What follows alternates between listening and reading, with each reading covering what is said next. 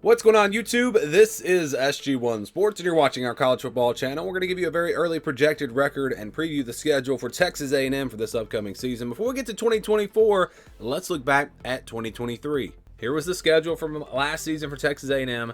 Had to play Miami in the non-conference. You look at their games against the East. They played Tennessee on the road. That was obviously a tough game there. And then they got South Carolina at home. So overall, the schedule, it was a tough schedule, but it wasn't horrible. A new era, though, in the SEC as we look at this 2024 schedule, and they jump right in the non-conference. Let's take a look at that non-conference schedule. It'll be Notre Dame at home, then McNeese, Bowling Green, and New Mexico State. So 3 easy games in there, but Notre Dame's going to be a really tough one, and that's going to be a huge game to kick off the season. Notre Dame is, I'm seeing them in top preseason, or way too early, whatever you want to call them. I've seen them in the top 10 for many of those rankings. So we know this is going to be a good Notre Dame team. Texas A&M, a lot of question marks with the new staff and a lot of roster turnover. It's hard to say just how good they'll be, but we expect this to be a very solid, at least Notre Dame or Texas A&M team. So that's going to be a huge non-conference game there. And then you look at the home schedule, those 4 games that are non-conference games.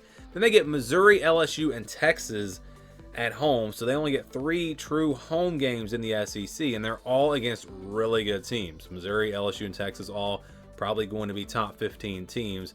So those will be tough, but at least you get them at home. You look at the road schedule, you got Florida on the road, then you'll have Arkansas. That'll be in Arlington, of course, neutral site.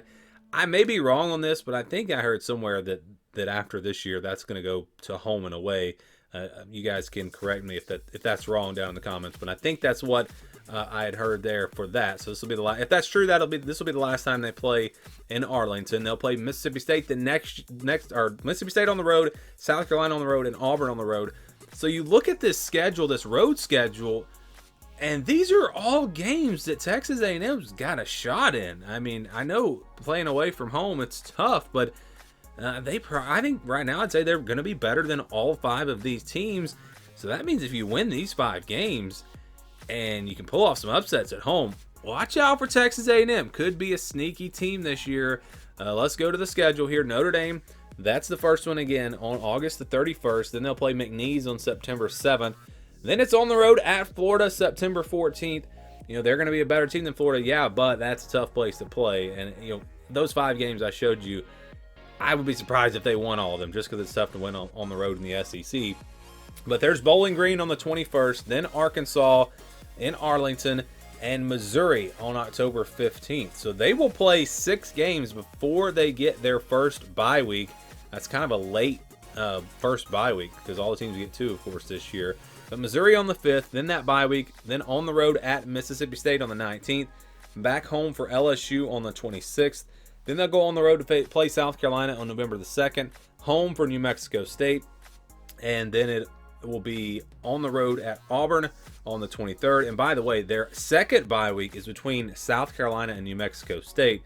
Not an ideal spot for a bye week, but it is what it is, and we've seen some good bye weeks and we've seen some bad ones as we go through all these schedules. But Auburn on the road on the 23rd, and then at home for Texas, November 30th. Can't wait for that matchup. Texas A&M playing again. That is great for college football. So they have no back-to-back road games. That's good news. They have really no real tough stretches. I mean, Arkansas and Missouri back-to-back. Then you got a bye week after that. Mississippi State, LSU, South Carolina, those games in a row. 2 road games, yeah, but again, Mississippi State, South Carolina, not expected to be great. So this is a pretty good schedule. Auburn and Texas A&M, with Auburn being on the road, Auburn and Texas at the end there for Texas A&M. That could be their toughest back-to-back right there. But overall, it's a balanced schedule. You've got the tough game against Notre Dame, yes, but if they can take care of business on the road and not get upset on the road and then maybe pull off an upset or 2 at home, watch out. Again, Texas A&M with this schedule, it sets up to give them a chance to be up there pretty high in the rankings potentially. Here were some of those projections from last season. You can see 7-5 was the record. Our projection was actually 7-5, so it hit it right on the money. I predicted this team to go 9-3, thought they were going to be a little bit better. Of course, lost some close games. Could have been 9-3, especially if you keep the quarterback healthy there. Maybe with Connor Wigman in there, maybe they're able to get to 9-3. Athlon predicted them to go 8-4. The over/under was only 7.5, which seemed kind of low, but obviously not, because they wound up under that number, which again was a bit of a surprise for me. I thought this team was probably at least going to get to 8-4, but again, disappointing season. You look back at the schedule here, and this is the scale that we use to do the projection.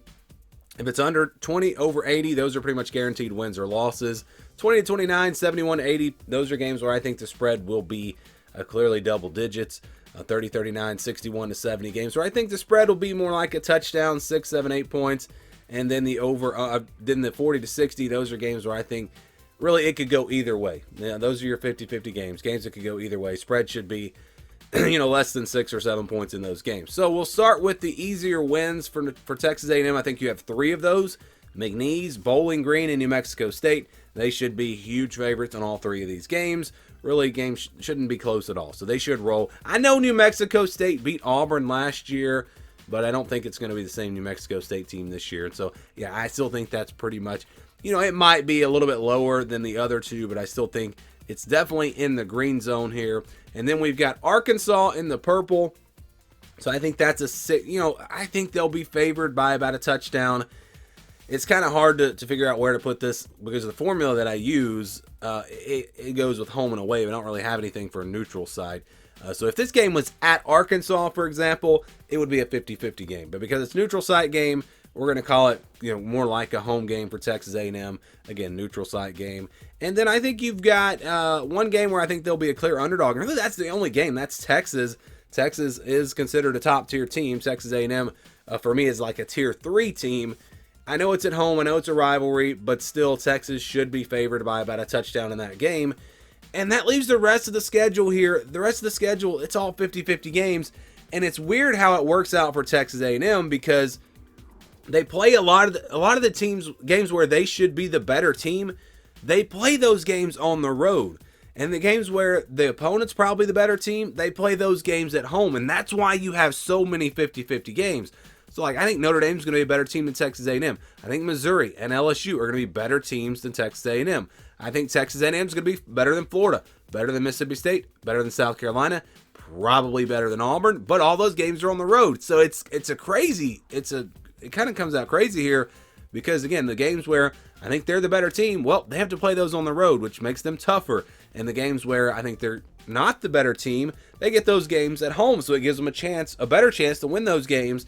And it all just comes out with a bunch of 50-50 games. So, yes, the majority of the schedule for Texas A&M, it's games that could go either way, which is, that might be the most 50-50 games for any team in the SEC. Now, if you flip this around and you switched all the home and aways, then, Notre Dame would then be a game in the yellow. Florida would then be in the purple. Missouri would be in the yellow. Mississippi State would be in the purple. LSU would be, so it's really weird how that worked out. But again, it wouldn't matter if it was the other way around. The formula would still come out the same. So again, those games are counted as 50-50 games. Arkansas counted at 65%. Texas counted at 35%. Those games are going to cancel each other out. You give them the wins in the green games, and the record comes out to 8-4. So it's actually 7.5. We've rounded it up to 8-4. But right there in between 7-5 and 8-4 is the actual projection. Again, we round that up to 8-4. And that's what you get for Texas A&M. So a pretty good season, a little bit better than last year. But again, with all these 50-50 games, if they win a lot of them, they could have a much better record. If they lose a lot of them, obviously it could be a very disappointing season. So Texas A&M is one of the more interesting teams to watch just because you have so many games that really could go either way. What do you think? Do you agree with this projection? Give me your thoughts on the Aggies down in the comments below.